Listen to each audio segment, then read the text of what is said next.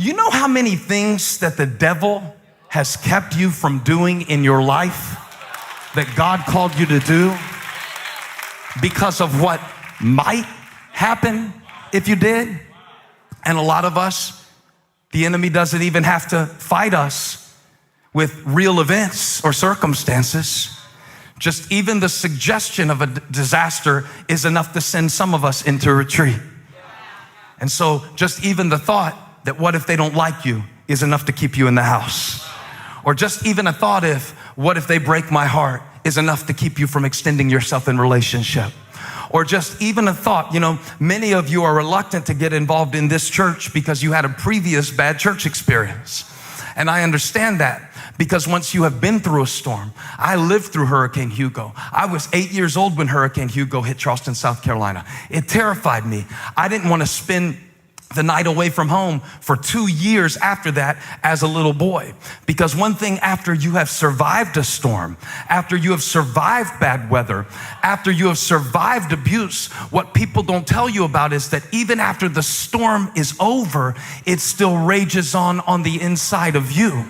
And the saddest thing in the world is to see a Christian who has been set free by the love of Christ to know that neither height nor depth nor anything else in all creation, neither death nor life, neither angels nor demons, neither the present nor the future, nor any other power shall be able to separate me from the love of God that is in Christ Jesus my Lord. What I'm trying to say, some of us need to fire the devil as our weatherman. We have been consulting the wrong source to find out what our future looks like. And so now we stay indoors and we stay in fear and we stay in paranoia. And we never plant and we never reap. Solomon said, because we watch the wind. What a weird image. You really can't see the wind. You can only see the effects of it. And he says, when you watch the wind, is this a good time? I'll give you one. This is what it looks like to watch the wind. Because I was thinking about that phrase, watch the wind. And I was like, this is not a literal message. I'm not using it to talk about physical storms. I'm using it to talk about when the sower goes to sow, he wants the wind to work with him. And when the wind is blowing the opposite direction, all your seed smacks you in your face. But you ever feel like everything you sow you ever feel like stuff just backfires on you? You're trying to be nice to somebody? That's the last one of those I'm doing. I got to preach this twice tomorrow. I need my brain cells. But you ever just been smacked by your own seed? Because that's what he's saying. When the wind is blowing against you, some of you have had the wind against you your whole life. You didn't have the right shoes. Your parents didn't make a lot of money. You had to learn to fit in. You had to learn how to be tough. You had to learn how to be hard. And you learned how to survive a storm. But the only problem with that is sometimes the wind isn't even against you, but you still feel like it is because your mind is collecting evidence in support of a verdict that is no longer accurate. So you watch the wind. Try to find out what's popular. It's not popular. I'm going to preach this to our students. They've got rhythm night coming up next Sunday night. And I want y'all to talk about this in some form, Tim, is that watching the wind is like trying to determine what's going to gain you clout. And then you let clout overrule character. And watching the wind is trying to be like, oh, do they like me? Do they like me? Is this what I need to be like? That's watching the wind. Can I give you another one that's watching the wind? It's needing to be in a good mood to keep your commitments. That's watching the wind. Because some of my weather systems are internal. And I found out a long time ago that usually the mood that you're in when you make a commitment will not match the mood that you're in when it's time to keep the commitment. And so to watch the wind is for those of us who sometimes need to feel it in order to fulfill it. And Solomon says, the wisest man, the richest man, the The man who said that to do things for vanity's sake is like chasing after the wind. He uses this metaphor a lot in his book, Ecclesiastes, the collected teachings, which are like Proverbs, but it's written in such a way as to condense the knowledge of the universe and the futility of vanity. He uses this image of the wind. Why? Because it is an invisible force. And he says, if you are always checking with and consulting how you feel, you will always find a reason to contradict your responsibility. So there will always be a reason, watch this, that you don't feel like forgiving people. But if you want to be free, you might have to go against your feelings in order to live in freedom. I'm saying you might have to walk against the wind. You might have to forgive against the wind, especially in marriage. I love Holly so much because she decided a long time ago that I was the man for her. She reached the verdict on Furtick before she ever took my name as her own. And because she reached the verdict that she loves me and I'm a good man, in our marriage, she works to collect evidence to support that I'm the man for her. She could just as easily do the opposite. She could find 15 reasons. Well, he's only 5'9". He's bigger on screen. You know, she could find 15 reasons. I'm usually moody 3.5 days out of 7. She could find 15 reasons not to feel that way about me.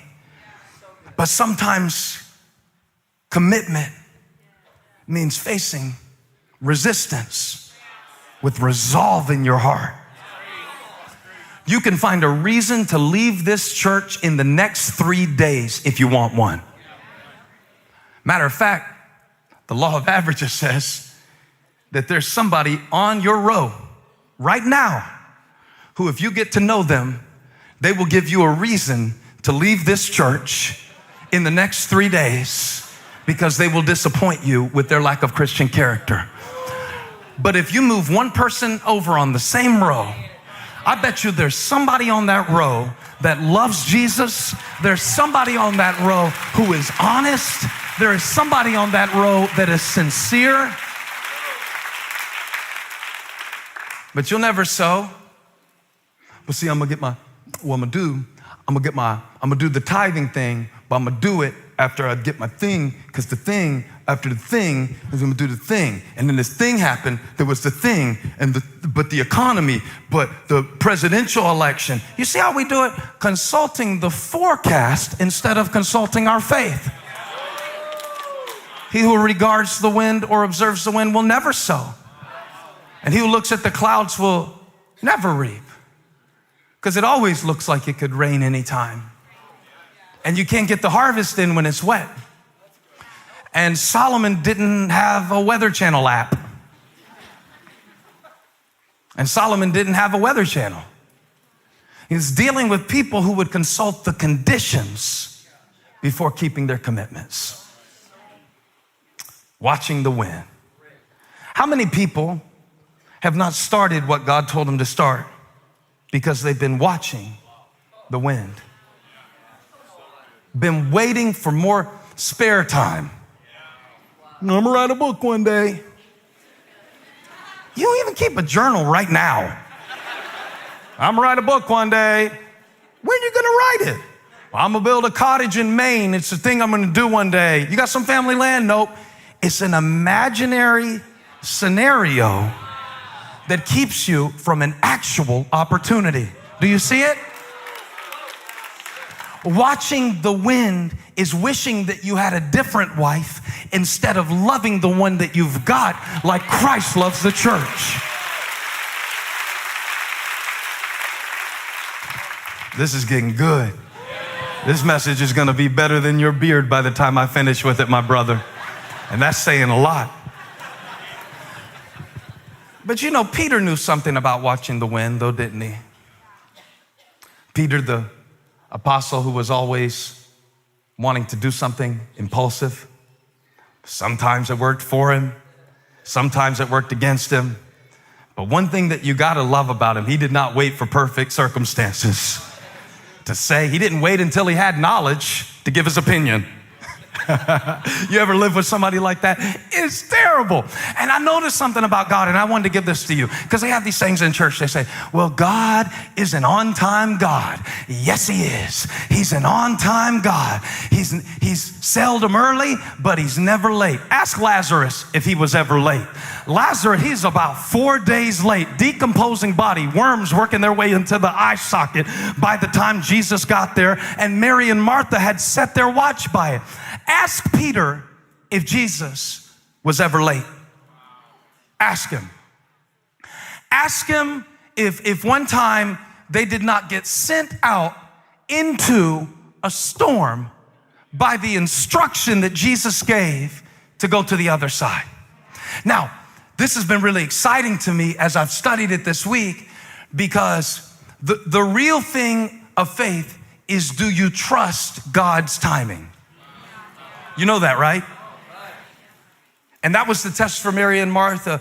Jesus said, I am the resurrection and the life. And she said, well, I am the resurrection. And she said, well, I know my brother's going to rise again at the last day. He said, no, I am the resurrection. It wasn't that she didn't trust what he was able to do. It was, are you able to trust when God is going to do it? You can trust somebody's intention, but not trust their timing. And since I already talked good about Holly in this sermon, let me just say, I trust her with my life. I trust her to be faithful to our marriage vows. I trust her if she cooks for me or orders for me off of a menu. I trust she knows what I want to eat more than I want to eat. She knows me like that. I trust this woman with everything but time. When she says it's gonna be 30 minutes, I allot 3 hours, because she taught me that her concept of time is different than mine. One is correct, one is delusional. And I trust her. I really do. I trust her. I put her in a room full of supermodels, men, calendar men, and trust her in there. But if she said we're going to leave in an hour, I would set 3 alarms, because I trust her with everything but time. Some of us trust that God is going to get us to heaven one day. Some of us trust that he died on the cross for our sin. We trust him with everything, but let him not do something at the moment that we want him to do it. Let him leave us in the fiery furnace 4 seconds too long, and we'll be screaming, God, get me out of this. But God said the real test for a mature Christian is, do you trust me with my timing? Trusting him in the meantime is where maturity is developed. And Jesus was always doing stuff at a bad time. He was always going to Jerusalem at the time when they all wanted to kill him. That's a bad time to show up when they're looking for you to execute you. It's a bad time. 5,000 men, women, and children show up on the other side. Now, this is right after John the Baptist. And I just want you to know how often God does things in our life at a bad time. Because some of y'all are like, right now in your life, like, well, this is a bad time for me, God. And I used to have this friend, every time he called me on the phone, he was so respectful. He would say, good time or bad time? Always wanted to know that before he said anything else. And I believe the Holy Spirit is saying to somebody today, good time or a bad time? And you're like, this is a bad time. I'm too old to be doing this now. I'm too young to be doing this now. I'm too busy to be doing this now. I used to have a better job. I used to have more money. It's a bad time. But God likes to bless people at a bad time. He likes to raise people on the 4th day. And when Jesus had heard that John the Baptist had his head cut off by Herod, it was a bad time. And he wanted to get away from the crowds. So he went over to the other side with the disciples. And when they got there, there was a crowd waiting to get autographs and healing and fish and chips and all this stuff. As a matter of fact, when he did the miracle and he feeds the 5,000, the first thing the disciples said was what? It's late. It's a bad time. It's a bad time.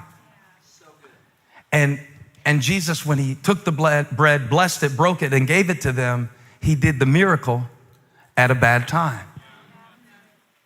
Now I'm divorced. Now I'm a single mom. Now it's a bad time for me to be believing God. It's a bad time. I really wasted a lot of years. It's a bad time for me to be doing this. I think I made the wrong decision. I don't even think I'm supposed to live in Roanoke. I don't even think I'm supposed to live in Charlotte. It's a bad time. It's a bad place. That's what the disciples said. They said, it's a remote place and it's already late, so send the crowds away. And Jesus said, no, I want to bless them when it's too little and when it's too late.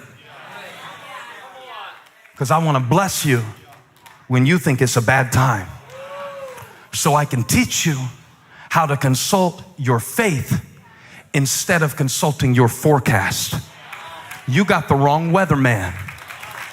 You keep watching the weather, and so now you live in fear of everything that could happen and everything that has happened. And as long as you watch the weather, as long as you keep that wrong weatherman, this is what God showed me. The weather is meant to be checked, not watched. When you